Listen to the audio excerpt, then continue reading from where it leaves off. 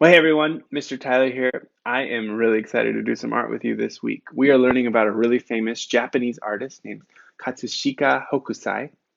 He lived over 200 years ago, and he's still one of the most famous painters from Japan. We're going to be studying some of the Asian style of painting and how they looked at pictures and how they tried to use simple lines to communicate really important images. And we're going to start this week, so yes, you should have your worksheet out. And we're going to actually start by looking at their alphabet, which is not really an alphabet, it's actually a whole language. Each character in both China and Japan, they use the same characters, and these communicate whole words together. And so you can see some of these here. I actually studied Japanese in high school and college, and I think learning how to write some of these characters turned me into a better artist. And students in Asia, as they're learning their language, they're actually learning an art form. And so this is a good place to start as we're getting ready for our art video in the next video. And so I'm just going to work us through, we'll read some of this, learning from both Hokusai, one of the most famous Asian artists, and the Asian brush and how they used brushes. So I actually have a marker that's also kind of a brush. If you have something like that, great. If you just have a crayon, that works just as well, or just a normal Crayola marker, go for it. So grab a marker or a crayon, and we'll kind of work through this together. I'm not going to draw for just a little bit, but we can kind of see the evolution or the progression of how these Asian characters came into existence. So some 2,000 years ago, when they were just writing, kind of pushing into deep clay to make their letters. This, for instance, is an example of what the character for thunder was. And you can kind of see, I actually have a thinner side of my marker, just so you don't have to draw on this part, but just so I can communicate here. So you can see, so this is what they would draw, maybe in their clay, their wet clay, or on a piece of parchment or paper to communicate thunder. And it kind of looks like thunder, right? You can see maybe as you're kind of drawing these jagged lines, it looks like kind of lightning and thunder. And so it's a picture that communicates this idea of this loud, booming thunder. Water, right here. This is how they would draw the word water 2,000 years ago. And it kind of looks like a running stream, right? If I was to paint a stream on a piece of paper, it looks like a stream running through. Okay. And then, well, what about rain? Well, this looks kind of like a cloud, and I can see the rainwater coming down. So I can look at these and say, okay, I can see how this is a picture of rain, of water, of thunder. Then they eventually, over 2,000 years, sometime later, it turned into this. Still similar, it has some of the same similar lines, but it started to become more uniform. So this became the symbol for thunder, kind of evolved out of this one.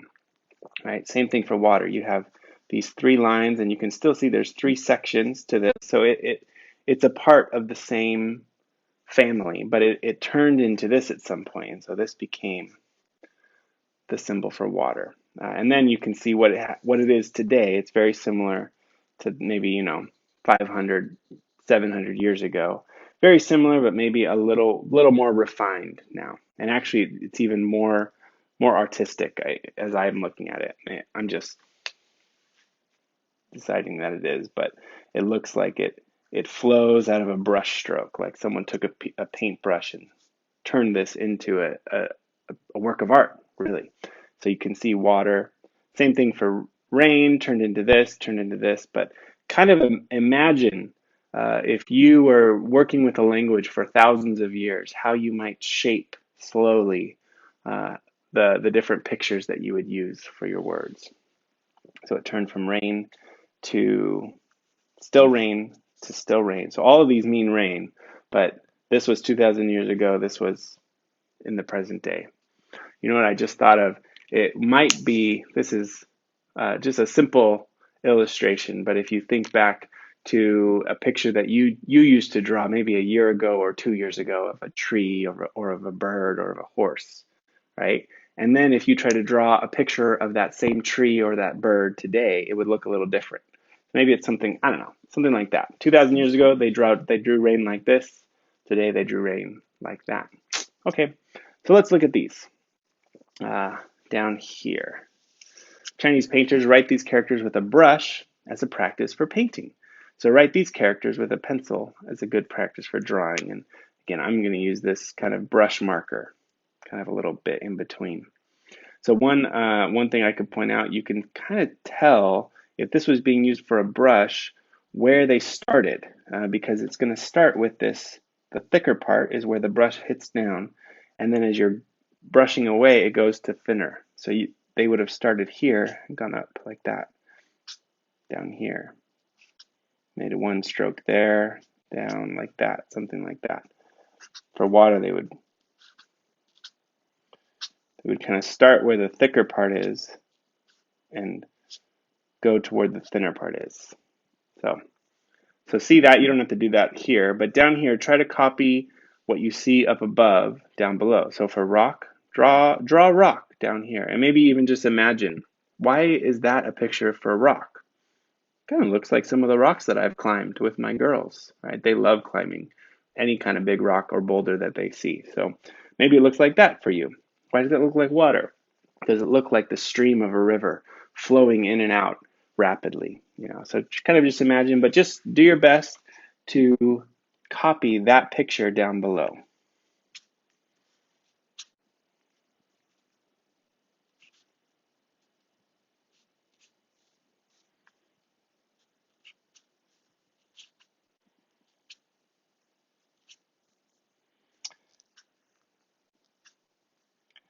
And if you're learning Japanese or Chinese or any of these any of these kind of the Asian languages with all of these great symbols and pictures, they always have a specific order that you're actually always supposed to use for your brush strokes. I don't have those here, and I don't remember them, so I'm guessing. But you would always draw. I'm on Lucky right now. You'd always draw Lucky the same exact way. You would draw one stroke, then the other, then the other, then the box. That just helps everyone who's painting these pictures. It looks as similar as it can. You'd always draw in the same exact order. Um, you don't have to worry about that as much. I just think it's kind of cool. So let's see, that's sun.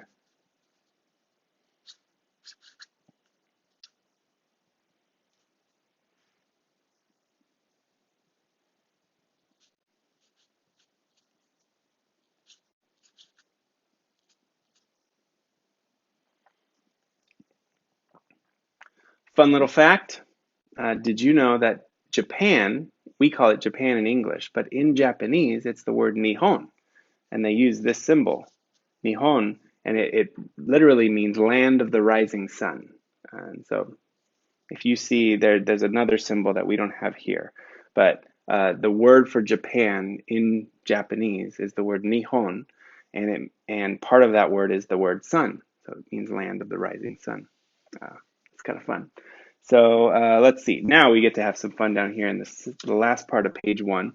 Just make up your own character. You're basically drawing a picture, anything you choose, and then write the word below. So they gave you one. Like if you were going to create a word, a picture word for the word scissors, this might be what it looks like. But then let's just think of some fun ones that you can do. So take some time, have fun with it.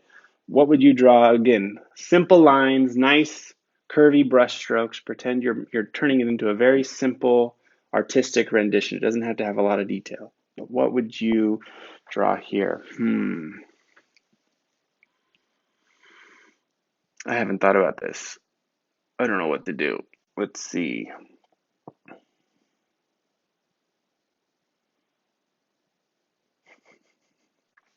I like making pancakes for my girls in the morning, and I'm going to try to create one. Let's see, what would I draw for pancakes? I think I would do something like that. It's probably not very good.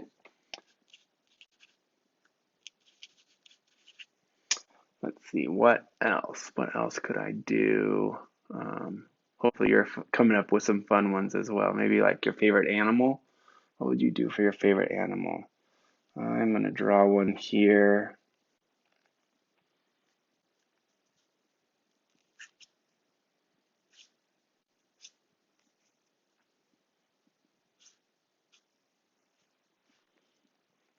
Can you guess what mine is? It's a dolphin. I don't know. You know, nice wavy lines, little tail coming out. That was kind of his little nose. Something like that. Okay, third one. What should I do? Ooh, what should I do? Let me think.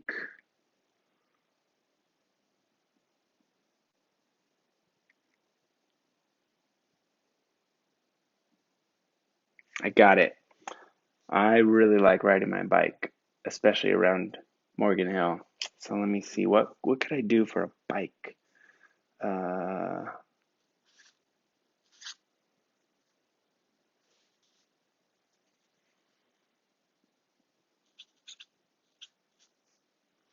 Something like that.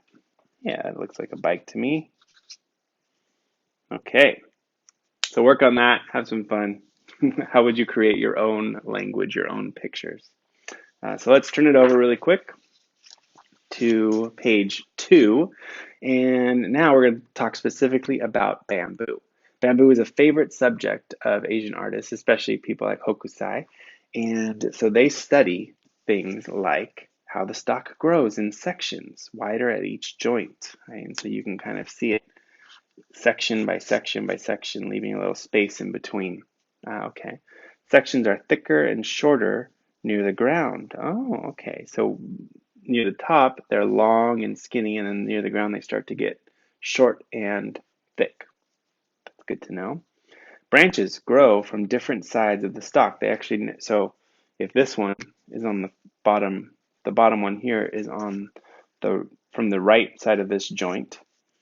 The next one up would go on the left because it wouldn't want to crowd out the sunlight from this one. And so then this one, if we were to do another one, would be on the right. So it goes right, then left, then right, then left, every single joint. And the branches always come shooting out of the joint. And then the leaves down here. The leaves grow in groups from 1 to 4 on a twig. So right here at the end of the twig, they all start in the same point and they go out. This one has 4, this one has 2, right? And so they really look at all those different components. And this is helpful because in our video, this is what we're going to make is some bamboo. So using what the Asian masters have taught us about art, sketch a bamboo branch, leaving lots of negative space. Keep your sketch simple. This is where if you do happen to have a marker, it might be more helpful, but you can totally do this with a crayon or a pencil as well, just because this is just practice. We're going to get out the paintbrushes and have a lot of fun in the next video. But so I'm going to just I would start with the stalk. So do, like it said, long, skinny ones. Leave some space. Down, down, and then maybe down near the bottom, I'm going to start getting shorter, fatter, something like that. And then I'm just going to start alternating. I'm going to put a couple branches out here. It goes kind of like this, and they kind of branch out.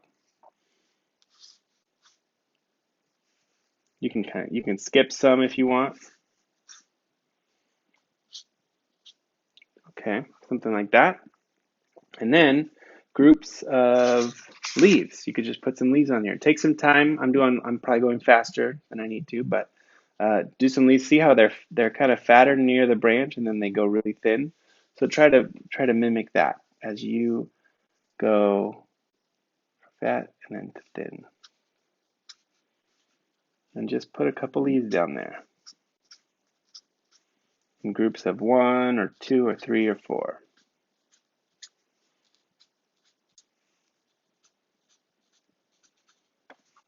Yeah, just like that. And then there's a lot of empty negative space on the side there. That's great. So yeah, practice that. If you feel like you want some more practice, do it again. You can use more of your space. You can I'll try to practice one with a crayon just to see how it looks like in case you're using crayon. Let me try one of those really quick. Maybe this is a smaller one. Yeah, it's a little harder with a crayon, but you can still get the picture. And maybe I'll do a couple like this. Oops, I messed up. That's okay, it's art. Usually if you're going out on one joint, this joint would have been over there. Okay. And then do a couple of these. Yeah, there you go. Just like that. All right, friends. Well, hope you had fun doing this worksheet together. I'm really excited to see you in the next video where we get to bust out our paintbrushes and paint some bamboo just like Hokusai. Have a great day.